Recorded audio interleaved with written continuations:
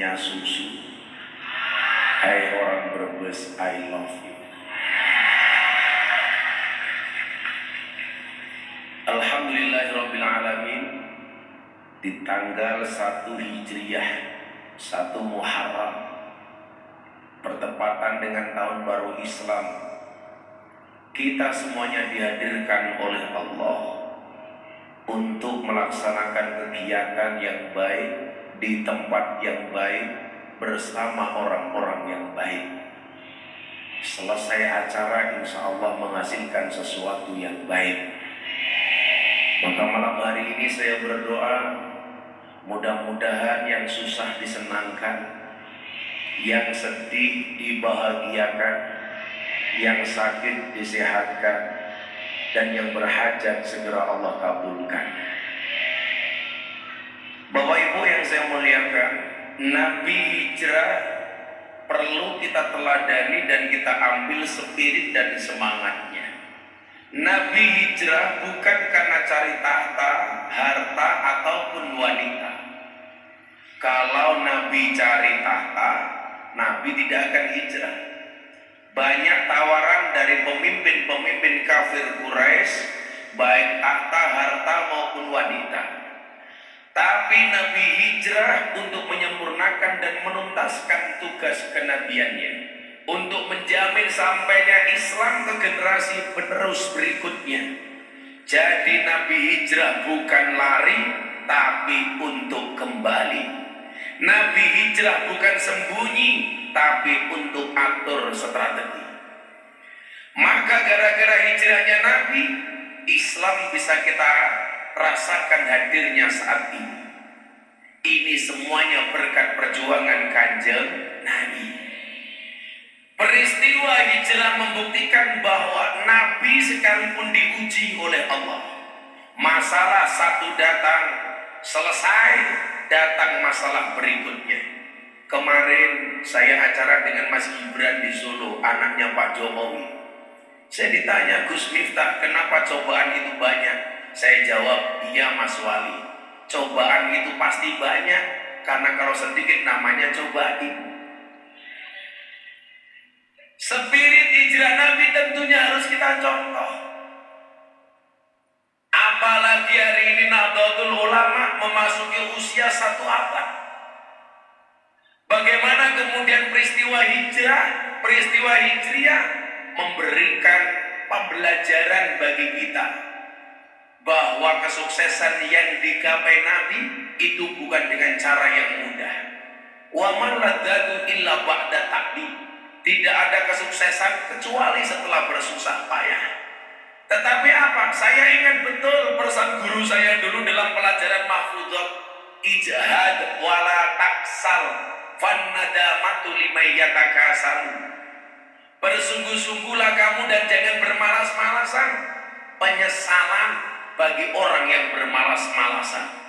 Itulah alasan kenapa orang Jogja bikin belakang, bendolnya ini di belakang. Kenapa Bapak Ibu? Karena penyesalan itu tempatnya di belakang, bukan di depan. Karena kalau di depan namanya pendaftaran. Selesai satu masalah, datang masalah berikutnya. Tapi ingat, manusia punya kendala, Allah punya kendali. Manusia punya masalah, Allah punya solusi. Tugas manusia hanya mengangkat tangan, sisanya biarkan Allah yang turun tangan. Lebih percaya kepada makhluk dibandingkan dengan Khalik. Padahal disebutkan ketika punya masalah, fafirru ilallah, larilah kamu kepada Allah. Mengembalikan semua urusannya hanya kepada Allah. Maka pengajian itu solusi, Pak. Saya bilang, jangan sampai NU itu bikin acara menjadi problem bagi umat. Harusnya kalau kita bikin pengajian itu menjadi solusi. Makanya kenapa kiai-kiai NU itu punya cara? Apa kaifiahnya? Kalau pengajian dibuat seneng. Kenapa? Karena di rumah sudah banyak yang susah. NU itu punya cara yang unik. Ciri-ciri orang NU itu apa? Menyederhanakan masalah. Jangan dibuat sulit. Makanya karakter dai-dai NU itu apa? Yassiru wala tu'assiru. Dai NU itu selalu membuat mudah. bukan membuat susah. Makanya kemarin dari bulan Januari sampai bulan Juli ada survei dan penelitian dari Jayabaya College dan Institute. Siapakah dai dan kiai Indonesia yang paling disukai? Dan ternyata nomor 1 Miftah Maulana Habibur Rahman. Ya wajar ya, kan ini ganteng. Kalau yang saat TV yang ganteng inyong. Selalu ada Nabi Muhammad. Ada 2 tantangan besar bagi Nahdlatul Ulama. Yang pertama adalah tantangan internal dan yang kedua adalah tantangan eksternal. Terutama di tahun-tahun menjelang tahun politik. Bagaimana kita mendapati setiap kali datangnya tahun politik banyak orang mendadak NU. Tahu-tahu ngaku NU. Makanya hati-hati. Kalau ada banyak orang tahu-tahu baik dengan orang NU, itulah tanda-tanda datangnya pemilu. Bapak Ibu yang saya muliakan, NU itu seksi. Kenapa NU seksi? Berdasarkan survei LSI, Lembaga Survei Indonesia tahun 2020, jumlah warga NU di Indonesia itu ada 49,8% dari seluruh umat Islam yang ada di Indonesia. Jumlah orang Indonesia hari ini 230 juta. 10 tahun kemudian bonus demografi mungkin bisa 300 juta. Bonus demografi secara kuantitas itu menguntungkan NU. Artinya apa? Semakin banyak warga Indonesia, itu artinya semakin banyak warga Nahdien. Kenapa? Karena wong muslim makin metengan. Lahir cenger NU, lahir cenger NU. Coba ciri orang NU itu, ahlu sunnah. Bayi lahir diadani, akikoh berjanjeni selawatan. Orang Wahabi itu, Bu, mohon maaf, bayi lahir diadani itu bid'ah. Katanya nggak ada dalilnya. Tapi lucunya apa? Saya lihat di TikTok, saking semangatnya orang NU, bayinya lahir, istrinya melahirkan, bapaknya suruh ngadani, malah takbiran. Kalau ini syair internal NU. Bapak NU, Ibu Mus, Kakang Ansor, Ade Fatayat, tahlilane saben malam, mulai tahlilan pada gawa. Berkat Pak Sini. Pilih rahmat apa berkat? Rahmat. Tahlilane saben malam, mulai tahlilan pada gawa. Salatullah salamullah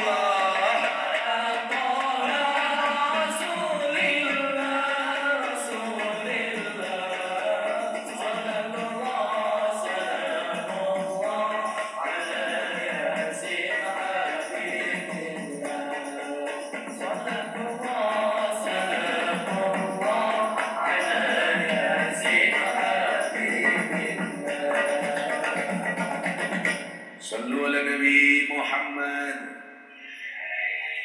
Alhamdulillah. Ada yang ganggu di tengah jalan, tabrak. Oh, NU ini bajunya NU, saya doakan masuk surga. Bajune gampang temen. Nah, Bapak Ibu yang saya muliakan, NU itu sebenarnya bergerak dalam bidang apa? Jangan sampai kita orang-orang Nahdien ini terhimpun dalam jamiah tapi kita nggak ngerti NAMO, tapi nggak ngerti. Saya itu sebenarnya agak sedih PKPNU itu dirubah macam-macam. Tapi itulah kebijakan harus kita hormati. Tapi apapun itu tidak mengurangi rasa cinta kita kepada Nahdlatul Ulama. NU itu bergerak di bidang apa saja, Ibu? Yang pertama keagamaan, yang kedua sosial, yang ketiga ekonomi, dan yang keempat pendidikan. Maka misi NU itu yang dirintis oleh Mbah Hasyim Asy'ari atas ridhonya Mbah Ahmad Khalil Al-Bangkalani mempunyai 2 misi besar dalam Nahdlatul Ulama.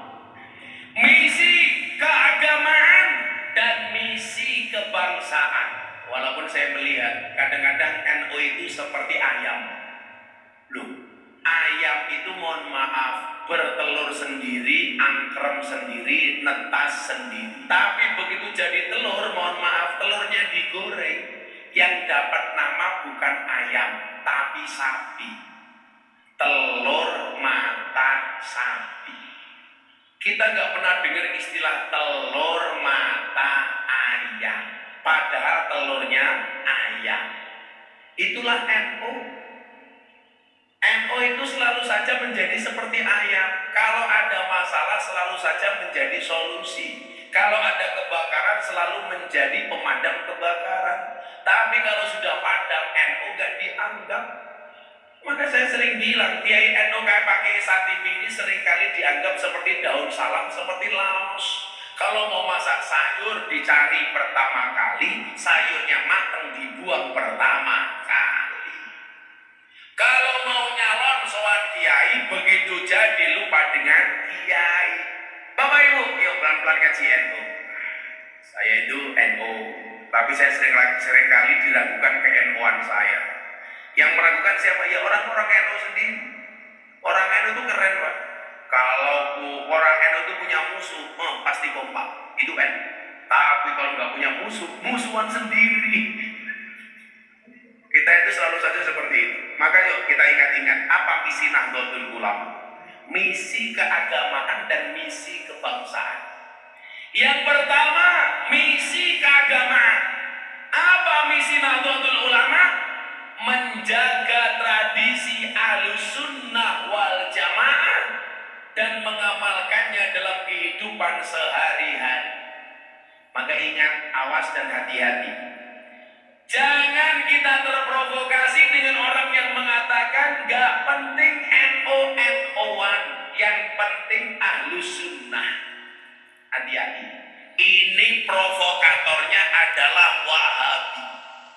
Saya kasih tahu Mas, walaupun sekarang hancur itu Wahabi di Arab Saudi. Saya ngomong kayak gini konsekuensinya besar. Kalau yang ngomong pakai SATV mungkin gak viral. Kalau yang ngomong saya pasti viral. Itulah bedanya saya dengan Pak Kiai SATV. Mohon maaf Pak Kiai SATV, kita berada di atas panggung yang sama, tapi dengan amplop yang berbeda. Saya mau cerita ya, Bapak Ibu. Sekarang yang menjalankan Ahlussunnah wal Jamaah di Arab Saudi itu gak banyak. Salah satunya mungkin di Rusaifah, tempatnya Syekh Malik. Yang lain rata-rata dikuasai Wahabi. Kita lihat sejarah Arab Saudi.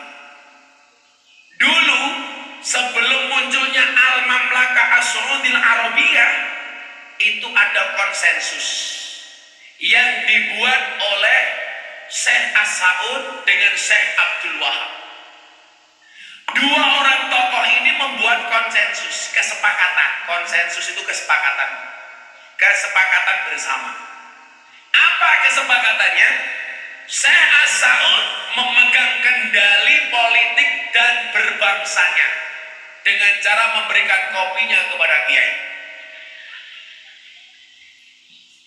Kasih ya Pak, tukar tambah 1.000.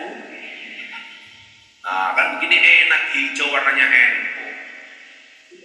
Nah, Syekh As-Saud itu memegang kendali bernegaranya. Maka muncullah kemudian Al-Mamlakah As-Saudil Arabiyah. Makanya kenapa raja-raja di Arab Saudi itu belakangnya pasti As-Saud. Termasuk besok ini Muhammad bin Salman As-Saud. Sementara Syekh Abdul Wahab itu memegang kendali beragamanya. Maka kemudian muncul istilah Wahabi dari nama Wahab. Yang perlu Anda ketahui, sebelum munculnya As-Saud memegang kendali pemerintahan, Syekh Abdul Wahab memegang kendali keagamaan. Arab Saudi itu kayak Indonesia, Pak. Amalannya sama. Ya tahlilan, ya sholawatan, ya mauludan. Pertanyaannya kenapa kemudian di sana Wahabi? Jawabannya sederhana. Karena amalan Ahlussunnah wal Jamaah di Arab Saudi tidak terjaga. Gak ada organisasi yang membentengi keberlangsungan Ahlussunnah. Makanya hilang, dihajar oleh Wahabi. Pertanyaannya adalah, Kenapa Ahlussunnah wal Jamaah di Indonesia itu tetap eksis dan berlangsung sampai hari ini? Karena ada organisasi yang menjaga keberlangsungan Ahlussunnah. Apa organisasi itu? Nahdlatul Ulama. Jadi bisa dipastikan kalau ada orang mengatakan gak penting NO-NO-an, yang penting Ahlussunnah, jelas itu propaganda Wahabi untuk menghancurkan Nahdlatul Ulama. Bu, ini gak boleh terjadi. Makanya dulu kenapa ulama Indonesia, dalam hal ini Nahdlatul Ulama, mengirim komite Hijaz di saat apa? Makamnya Nabi mau dihancurkan. Salah satu karakter Wahabi itu apa? Gak suka dengan situ-situ sejarah Islam. Contoh, rumah tempat lahirnya Kanjeng Nabi sekarang hanya dibuat perpustakaan. Makam-makam para aulia, para sahabat itu tidak dimuliakan. Beda dengan NU di Indonesia. Anda ingat Maulana Habib Lutfi bin Yahya Pekalongan, yang kebetulan mungkin di media sosial Anda melihat saya termasuk orang yang paling dekat dengan beliau. Salah satu toreko Habib Lutfi itu apa? Membangun makamnya wali. Makanya kenapa mbah saya di Ponorogo makamnya saya rubah, saya bangun menjadi makam yang bagus. Siapa mbah saya? Mbah Muhammad Besari. Kebetulan saya keturunan nomor 9 dari Mbah Muhammad Besari. Mbah saya itu kaya 7 turunan. Persoalannya saya keturunan nomor 9. Ya rungkat, entek-entekan, orang kebagian. Salah satu tarekahnya Habib Lutfi itu apa? Beliau minta kepada murid-muridnya untuk membangun makbarahnya para wali. Kalau ada makamnya wali, itu hendaknya fayambahi sayukzone untuk dibangun dan dirawat. Kenapa? Supaya beda dengan makam yang lainnya. Sementara di Arab Saudi jangankan cuma makamnya kiai, makamnya sahabat pun gak diperhatikan. Sampai dulu ada ancaman makamnya Nabi pun akan digusur. Sehingga kemudian apa? Muncul komite Hijaz, ulama-ulama Nahdlatul Ulama yang datang ke Madinah.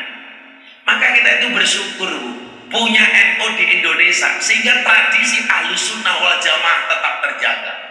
Habib Lutfi pernah mengatakan kepada saya begini di kamar beliau, nah, pengen menghancurkan Indonesia itu gampang. Caranya bagaimana? Dengan cara menghancurkan Nahdlatul Ulama. Kalau NU hancur, Indonesia hancur. Kenapa? Karena misi kedua Nahdlatul Ulama adalah misi kebangsaan. Isinya apa? Menjaga keberlangsungan negara kesatuan Republik Indonesia dengan PBNU yang ada di dalamnya. PBNU itu apa? P-nya Pancasila, B-nya Bhinneka Tunggal Ika, N-nya NKRI, dan U-nya Undang-Undang Dasar 1945.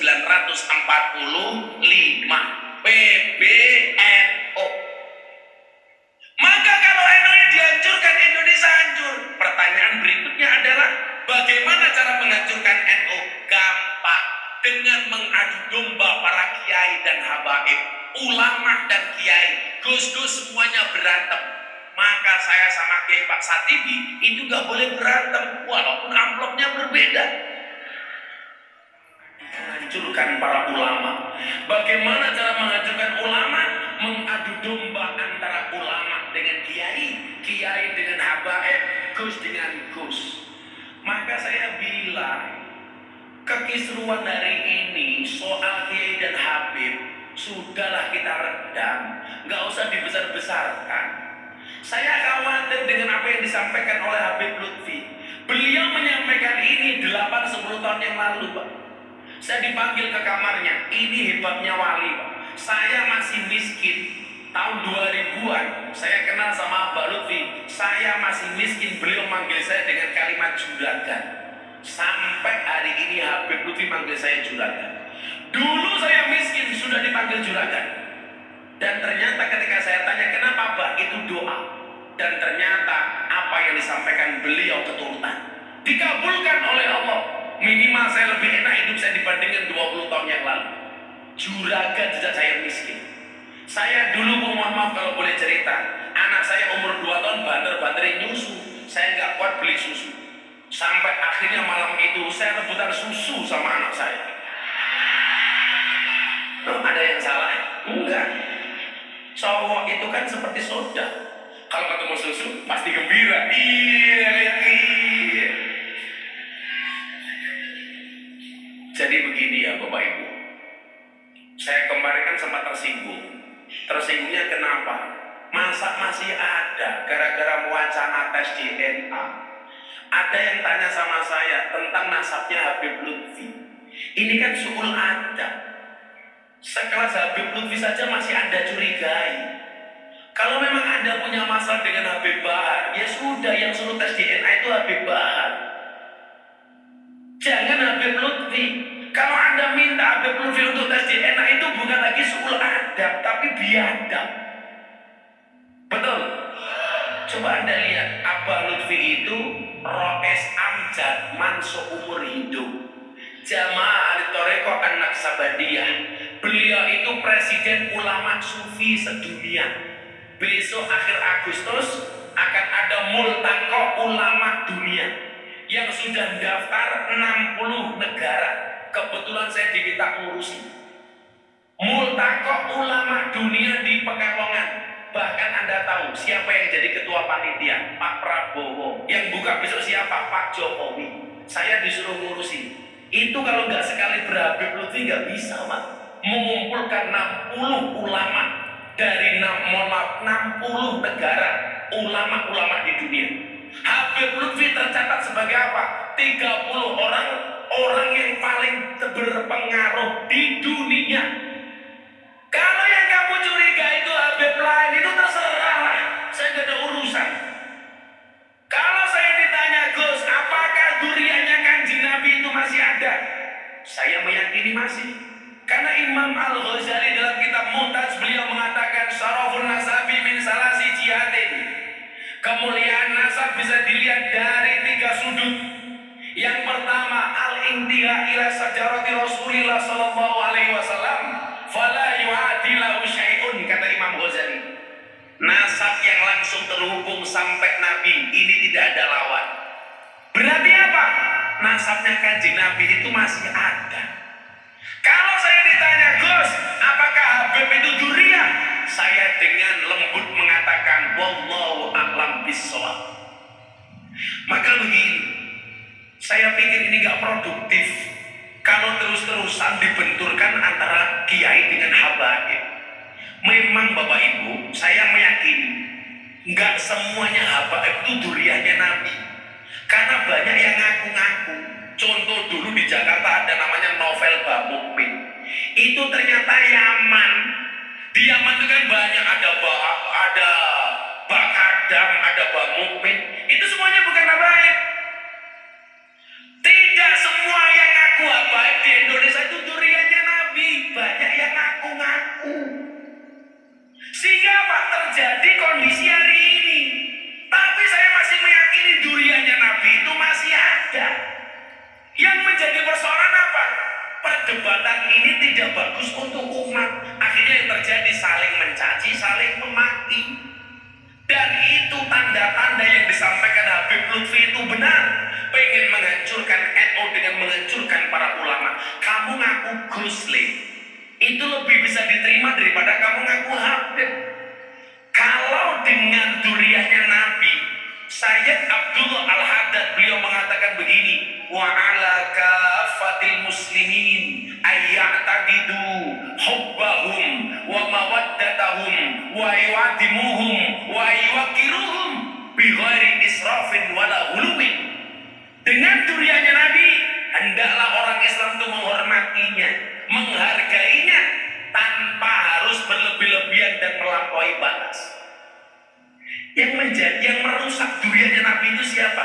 Ya yang ngaku-ngaku dzurriyyah padahal bukan dzurriyyah. Lah kalau orang seperti itu silakan dites DNA. Lah gue ngomong takon karo aku, Habib Lutfi sampai ke primen Gus, tak gebuk cangkemmu. Betul? Kalau kamu mempertanyakan kayak pakai TV, kenapa Gus Dur tak pakai kacamata hitam? Ya apa-apa. Mata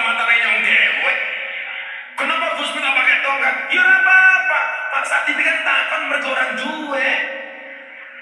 Ini itu tongkatnya almarhum Ki Andos Susmono, almarhum Bupati Tegal. Ini dulu Pak Kiai Satibi kasih saya itu sebulan sebelum Ki Andos meninggal. Karena waktu itu saya sakit pas pengajian di Tegal, peresmian masjid saya sama Habib Lutfi. Pulang saya dikasih tongkat, sebulan kemudian Ki Andos meninggal. Ini tongkatnya kemana-mana saya bawa itu bukan karena saya rapuh, enggak. Tapi karena saya punya niatan, kalau pengajian saya ada pahalanya, mudah-mudahan Ki Andos dapat jariahnya. Makanya kalau kamu pengen dapat jariah, ya kasih saya apa gitu. Sejarahnya begitu ya. Ini dari almarhum Ki Andos. Andos itu ngaji sama saya. Dulu beliau ngaji sama saya kitab hikam. Zaman dia jadi dalang top, itu sudah datang ke pondok saya. Pas jadi bupati sebulan sekali datang ke pondok saya. Ngaji. Itu hebatnya Andos. Orang sekelas dia jadi bupati dalang terkenal. Itu kalau ngundang Andos wayangan bisa 200 juta waktu itu. Itu masih mau ngaji Pak, tiap bulan datang ke pondok saya. Maka kita tidak boleh berhenti. Maka saya senang Banser itu kalau sudah ngawal kiai, duduk di depan panggung ikut ngaji. Kadang-kadang selesai ngawal minggat, boleh badokan. Makanya Banser di mana-mana fitness. Awal fit, hati ngenes. Tapi kalau ibu punya anak mantu, carilah Banser sebagai calon anak mantu. Kenapa? Jelas kiai saja dijaga, apalagi anakmu.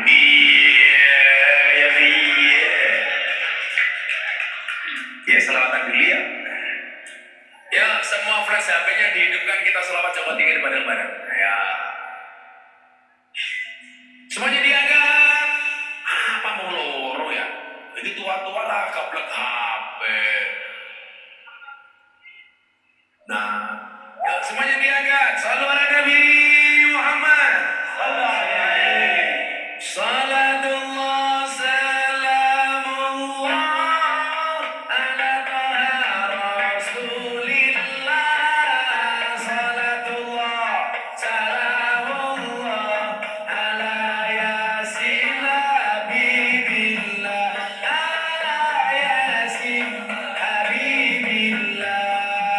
Tawassana bismillah wa biladi rasulillah wa kulli mujahidin lillah bi ahlil badri ya Allah, bi ahlil badri ya Allah. Bareng-bareng salatullah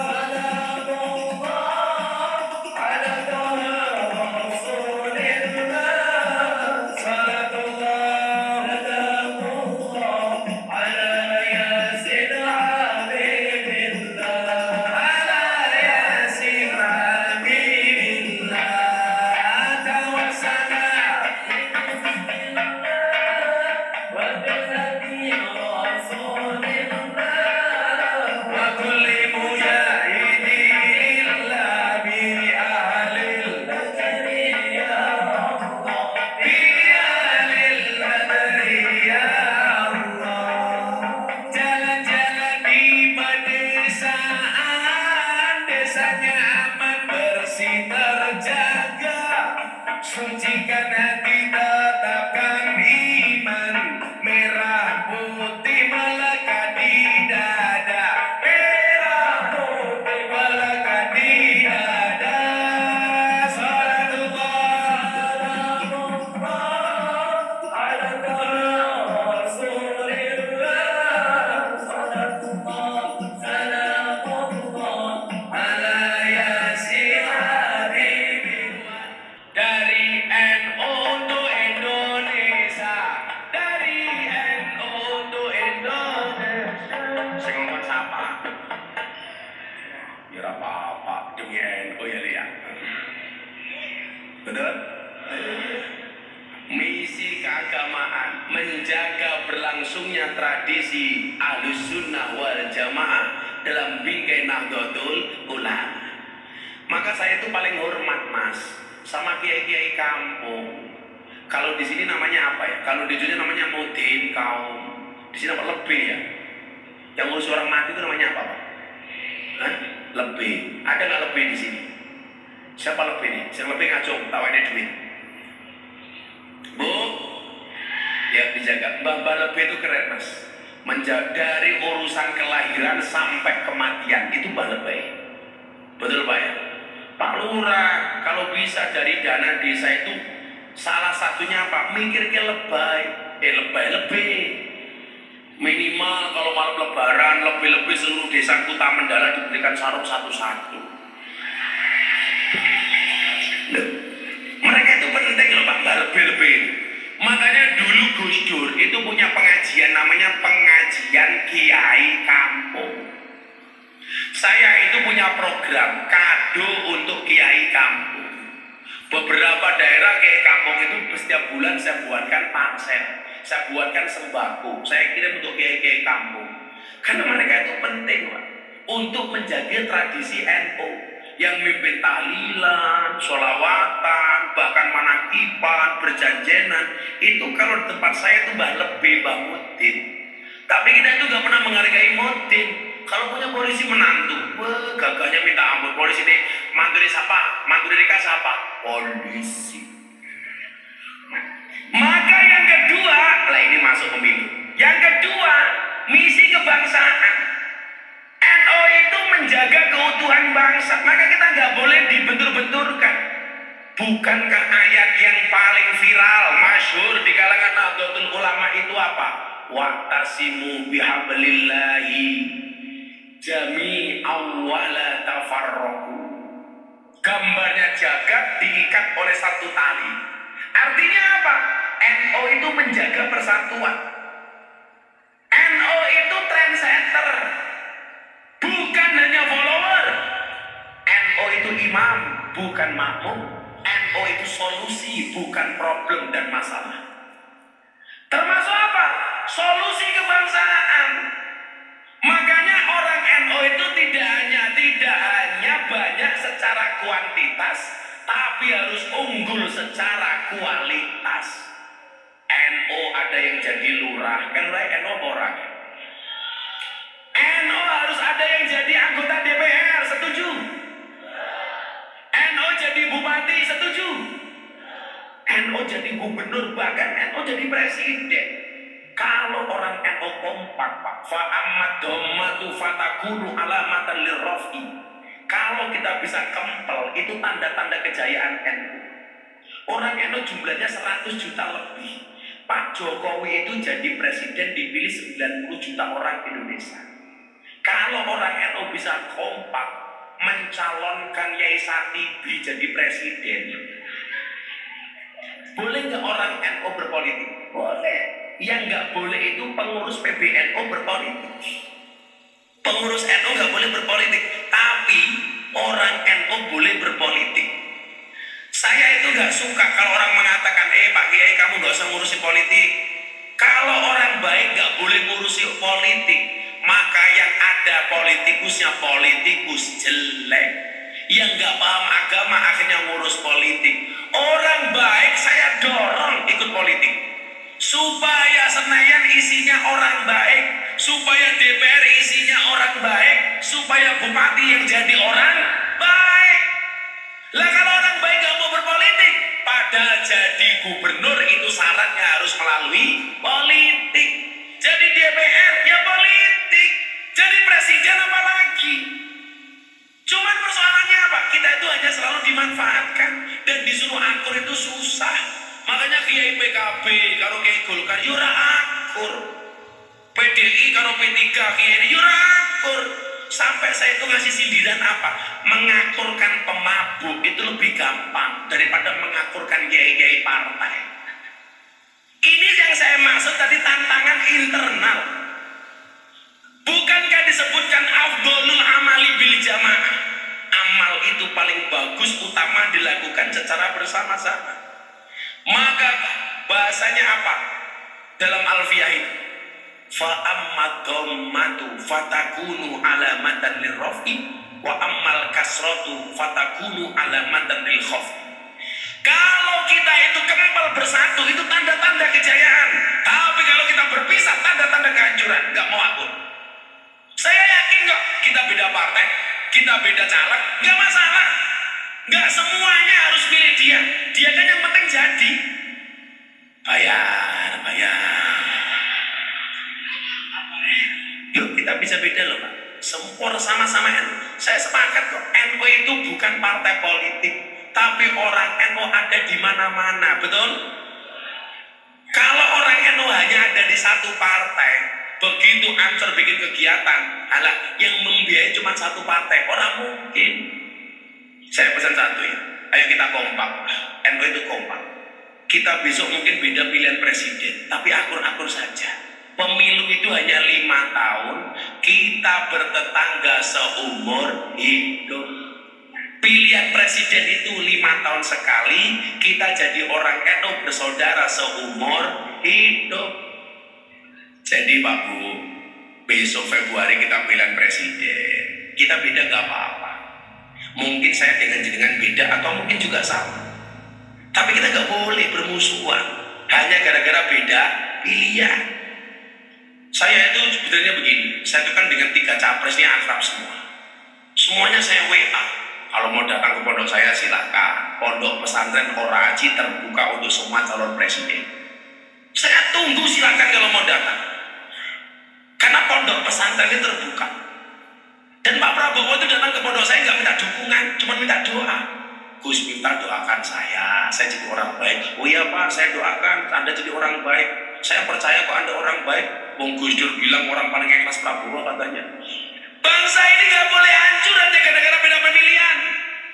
NU itu harus menjadi pioner untuk menjaga persatuan. La tadkhuluna jannata hatta tu'minu wa la tu'minu hatta tahabu. Sekali-kali kamu tidak akan masuk surga jika kamu beriman, dan kamu belum dikatakan beriman sehingga memiliki rasa cinta dan kasih sayang. Makanya walaupun saya capek, saya bila-bila akan datang untuk ke Kota Bendala karena aku cinta sama kamu. Maka terima kasih kita memperingati hari lahir Nahdlatul Ulama. Kita bangga jadi orang NU. Al-arwah junudum mujannada. Kenapa kita bisa berkumpul di NU? Karena mungkin dulu ketika kita berada di alam langit itu sama. Maka al-arwah junudum mujannada. Dulu awalnya sama, maka kita di dunia berkumpul di organisasi yang sama. Namanya Nahdlatul Ulama. Mudah-mudahan kita istiqomah ila akhir zaman. Amin Allahumma amin. Sudah jam 2:30. Aku capek. Istiqomah itu berat, karena kalau ringan namanya istirahat. Saya doakan semuanya istiqomah. Bismillahirrahmanirrahim. Allahumma shalli ala sayyidina Muhammad wa ala ali sayyidina Muhammad walhamdulillahi rabbil alamin. Allahumma arzuqna istiqamah. Allahumma arzuqna bi ziyadatil ilmi wal rizqi wal ibadah. Allahumma arzuqna ziyaratal Makkah wal Madinah. Allahumma arzuqna dzurriyyatan thayyibah. Allahumma arzuqna ahlan sakinatan mawaddatan wa rahmah. Allahumma arzuqna bi alfi quwwah. Allahumma arzuqna bi alfi barakah. Allahumma arzuqna bi alfi karamah. Allahumma arzuqna min ahli sunnah wal jamaah an-nahdiyah.